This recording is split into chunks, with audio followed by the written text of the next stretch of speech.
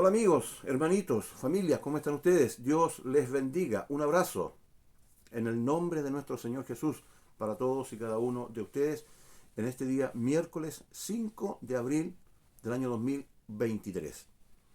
Estamos en Semana Santa, que es el periodo comprendido entre el Domingo de Ramos, que ya pasó, hasta el Domingo de Resurrección, que es el próximo que ya viene.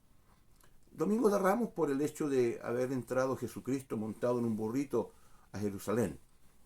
Y la resurrección porque Cristo resucitó, ¿no es cierto? Obviamente, y ahora está sentado a la diestra del Padre en las alturas, intercediendo por nosotros, los hijos de Dios. Bueno, con el propósito de motivar, de incentivar, de esclarecer tal vez algunas cositas que se nos pueden olvidar, es que quiero compartirles lo que está escrito allá arriba. En Mateo 26, del 26 al 29, habla de la Santa Cena. Y vamos a ver algunas cositas con respecto a eso para que tomemos fuerza y vamos a cenar a la mesa del Señor. La Santa Cena, la Cena del Señor, la Santa Comunión también conocida, ¿no? Bueno, Mateo 26, desde el 26 al 29, dicen así estos textos. Y mientras comían, tomó Jesús el pan y bendijo y lo partió y dio a sus discípulos. Y dijo, tomad, comed, esto es mi cuerpo. Y tomando la copa y habiendo dado gracias, les dio diciendo, bebed de ella todos, porque esto es mi sangre del nuevo pacto, que por muchos es derramada para remisión de los pecados. Y os digo que desde ahora no beberé más de este fruto de la vid hasta aquel día en que lo beba nuevo con vosotros en el reino de mi Padre. Está Jesús cenando con sus apóstoles y esto también se instaura para todos sus hijos, los hijos del Señor, desde aquella época hasta ahora. Entonces, eso tenemos que aclararlo y meterlo al corazón. Cristo celebró una sola vez con sus discípulos y fue la víspera digo, de su pasión. La historia de la primera Santa Cena está narrada aquí en los Evangelios y al comparar los relatos entre uno y otro, nos muestra que el orden de lo que se vivió en aquella cena es como viene a continuación. ¿Ya? Primero, los discípulos se juntan a la mesa, pero su comunión fue empañada por la discusión acerca de quién sería el mayor entre ellos. Mira tú, esa discusión tenían. Iban a cenar con el Señor. Y sin embargo, se ponen a discutir quién de ellos es el mejor, el más bacán, el más simpático, el que agrada más a Dios, el que la lleva, el futuro líder, quizás qué cosa, pero ese espíritu de grandeza tenían en aquella cena. Y eso lo vemos en Lucas 22, del 24 al 30. Como reprensión, Jesús les lavó los pies. Era la costumbre que antes de cenar se lavaban los pies. Pero ellos, los lindos, pasaron derechito a la mesa y dejaron de lado aquel servicio humilde de lavarse los pies. Entonces Jesús les lava los pies. Y eso lo vemos en Juan 13, del 1 al 20. Estas cosas están pasando en la Santa Cena. Luego, en tercer lugar, Jesús declara que uno de ellos le va a traicionar. Lo vemos en Mateo 26, del 21 al 25. Yo no voy a leer esto para que usted lo lea y así me da tiempo para poder concluir en estos breves minutos que tengo para estar con usted. Entonces Jesús declara que uno de ellos le traicionaría. Mateo 26, del 21 al 25. Luego, esto provoca gran conmoción y cada uno pregunta, ¿soy yo, Señor? ¿Seré yo el que te va a negar o a traicionar o a abandonar? Eso lo vemos en Mateo 26, del 21 al 23. Luego de esto, Jesús dice que el traidor está a la mesa con ellos. En Juan capítulo 13, versículos 21 y 22. Continuando, Pedro le hace una señal a Juan para que le pregunte al Señor. Juan está por allá, o sea, Juan está recostado en el pecho de Cristo, Pedro está por allá y le hace una señal. Pregúntale. ¿Quién va a ser el que va a traicionar al Señor? Y eso lo vemos en Juan 13, del 23 al 25. Jesús ahora da la señal en Mateo 26, 23. Judas, para sorpresa de todos, se levanta y sale. Juan 13, del 26 al 30. Continúa, Jesús toma el pan, lo bendice, lo parte y lo da a sus discípulos. En Lucas 22, versículo 19. Jesús toma la copa, la bendice y les da a beber. Lucas 22, 20. Cantan un himno y salen para el huerto de Getsemaní. Esto lo vemos en Mateo 26, del 30 al 36.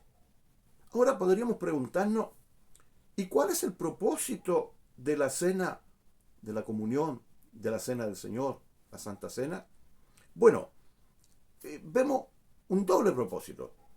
En 1 Corintios 11, 26, por un lado, en expectativa de su pronto regreso, y por otro lado, el propósito es anunciar la muerte del Señor.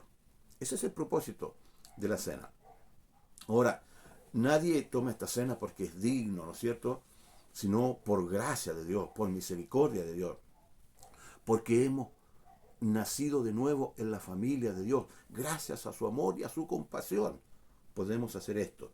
Donde hay comunión con el Señor. Él con nosotros, nosotros con Él. Entre nosotros los hijos de Dios. Ahora, una pregunta. ¿Quiénes pueden participar de la Santa Cena o de la mesa del Señor o de la Santa Comunión, como queramos llamarle? Esto es importante que lo entendamos.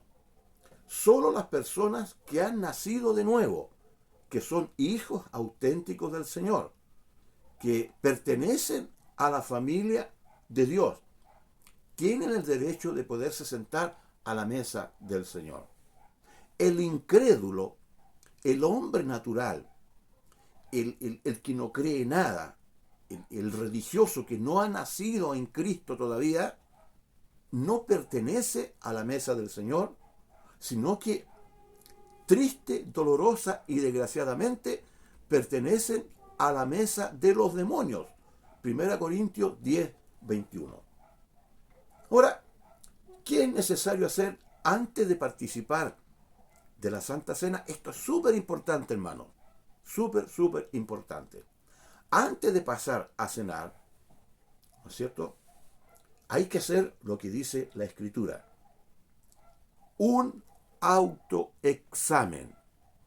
En 1 Corintios 11, 28 y 2 Corintios 13, 5, la palabra nos dice que tenemos que hacernos una auscultación, un chequeo interno, un examen para ver, un autoexamen para ver cómo estoy delante de Dios. Porque no puedo pretender pasar a cenar, a pretender tener comunión con Dios y con mis hermanos si estoy enojado con uno de ellos, si tengo pecados ocultos que no he confesado a Dios, si he hecho quizás qué tipo de barbaridad, si estoy metido quizás en qué tipo de delitos ante los ojos de Dios. ¿Cómo yo puedo pretender pasar a cenar? Tendría que ser muy fresco y patudo, insolente, irresponsable, que me estoy jugando con las cosas del Señor. Entonces tengo que hacer esa evaluación interna. ¿Estoy en condiciones?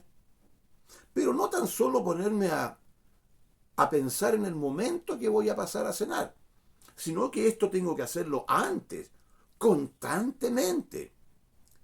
Examinarme cómo estoy, si estoy en la fe. No tan solo examinarme cuando voy a cenar, incluso en el momento que ya tengo el pancito y el poquitito de jugo de la vid aquí en mi mano.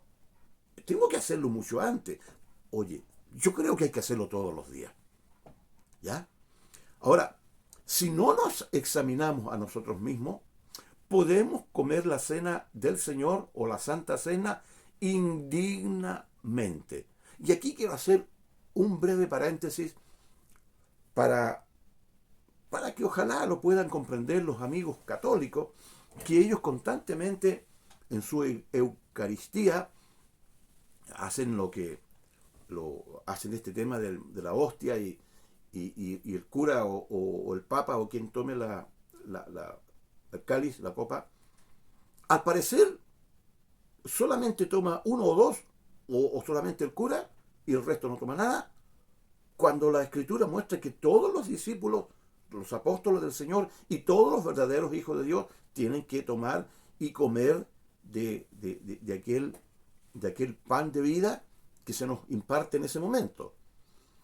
Pero el error que se comete es que ellos practican lo que se conoce como la transubstanciación, que creen ellos que ese poquitito de vino, ese sorbo de vino o de jugo de la vid, es literalmente la sangre de Cristo. Y la hostia pasa a ser el cuerpo de Cristo. Eso no, sino que uno lo hace pensando en el sacrificio de Cristo y es todo una representación, pero no que se transforme el cuerpo de Cristo. Este es el cuerpo de Cristo. No, eso es como una especie de canibalismo y ese tipo de cosas.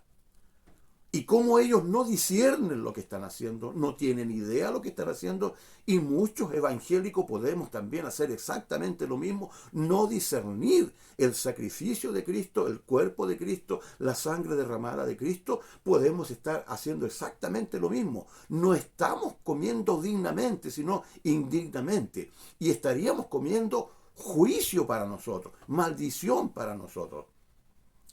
Y si no nos examinamos a nosotros mismos, comemos indignamente. Y fíjate que vienen consecuencias muy terribles. El juicio, la debilidad, enfermedades, incluso hasta la muerte. ¿Y dónde lo dice? 1 Corintios 11, del 27 al 30. Mira, te lo leo. De manera que cualquiera que comiere este pan o bebiere esta copa del Señor indignamente, será culpado del cuerpo y de la sangre del Señor. Será culpado. Grábate esas palabras. Por tanto, esto es para la iglesia. Por tanto, pruébese cada uno a sí mismo y coma así del pan y beba de la copa. Porque el que come o la que come y bebe indignamente, sin discernir, sin entender, sin distinguir, sin evaluar esta situación, ¿ya? Del cuerpo del Señor, juicio come y bebe para sí. Juicio. ¡Qué terrible! ¿Cuánto más aquella pobre gente que no entiende nada de esto y que no se les explica? Bueno, por lo cual hay muchos enfermos y debilitados entre vosotros y muchos duermen. No así que están roncando, sino muertos. Se refiere a la muerte física y obviamente muerte espiritual. Por no hacer las cosas como están escritas y estipuladas en la palabra del Señor. Por eso es que es importante que antes de que pasemos a la mesa, a la Santa Cena, nosotros podamos examinarnos a nosotros mismos. Para que el Espíritu Santo nos muestre y arranque y saque de lo profundo del corazón todas aquellas cosas que le desagradan a Dios, todos los pecados ocultos, todas las maldades, todas las cosas que hemos hablado, los pensamientos malos, y actitudes deshonestas que hemos cometido, para posteriormente a eso arrepentirnos, reconocer que hemos pecado, arrepentirnos de corazón y poder participar de esa mesa limpios espiritualmente. No vamos a pasar a esa mesa sucios, con pecados, con cosas así. Pedirle a Dios perdón para que nos limpie sus pecados y nos dé la fuerza para no volver a pecar. Y aunque después si caemos en el pecado, aprovechemos la oportunidad de que el Señor nos ofrece para arrepentirnos nuevamente y volver a la familia de la pureza, de la santidad de Dios, a ser hijos consagrados y bendecido, respetuoso y temeroso de nuestro Señor. Por la Santa Cena, amados hermanos, recibimos fortaleza, recibimos comunión. Incluso si hubiese alguno que está enfermo, puede recibir sanidad y puede recibir la fortaleza que tenía Cristo cuando andaba predicando en esta tierra. Fortaleza contra Satanás, poder y autoridad para poder resistir el pecado, al maligno y las tentaciones y tantas otras cosas más. Bueno, espero con esto haberte ayudado en alguna medida, compartirte estas cosas y pensando siempre, acuérdate, en la muerte y el regreso de nuestro Señor Jesucristo. En la muerte quiero decir en el sacrificio que hizo en la cruz del Calvario. Y también en el próximo regreso de nuestro Señor. Dios les bendiga, Dios les guarde. Nosotros en nuestra iglesia hacemos la Santa Cena y también practicamos el lavamiento de pies. Bendiciones que están en la palabra del Señor. Se me acorta el tiempo, son solamente 15 minutitos con fuerza, 16 por ahí, y por eso es que tengo que ser así y cortar muchas cosas. Pero bueno, ya llegará el momento en que tengamos los elementos para explayarnos un poco más. Dios te bendiga, pásalo bien, congrégate, busca al Señor, acércate a Jesús. Y si eres hijo de Dios, toma fuerza, estudia esto que te comparto y ve a la iglesia si tienen Santa Cena o cuando la hagan, la practiques tú también. Para gloria del Señor. Dios les bendiga. Chao.